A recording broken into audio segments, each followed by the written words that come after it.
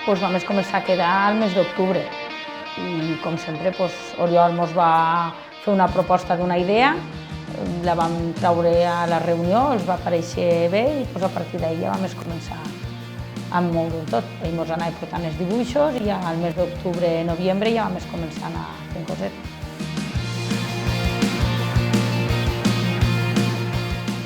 Colorit, color, molt de color. El que passa és que este carrer, que sempre de fulleta, enguany no tenim fulleta, ja ho haureu vist, enguany és paper rissat i m'ho hem anat a altres tipus de paper. La veritat és que ha sigut un poc complicat trobar els colors, perquè potser començaves en un color i te'n faltava molt complicat. I alguna l'ha tingut que canviar perquè no trobàvem el que volíem. Sí. Això de pesseguets, una mica de paper munyit i després també hem treballat bastant en goma eva i en la silicona calenta, que ens han pegat unes cremaes que va que bueno.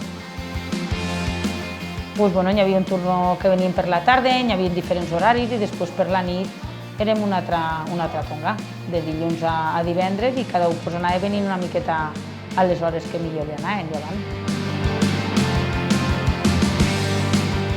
Sí, tenim unes quantes que són mañana, tarde i noche. A Maruja i Esther, que les tenim ahí al dia a dia a totes hores. Que són l'alma del carrer, que gràcies a elles han pogut tirar tot per avant, llevant. I gràcies a elles la veritat és que sempre falta això, falta jo, n'hi ha que fer jo, si no fora per elles hauria sigut més complicat. De veïns ne deuen ser uns 60, 70, però clar, que viuen així són menys i que treballen menys encara.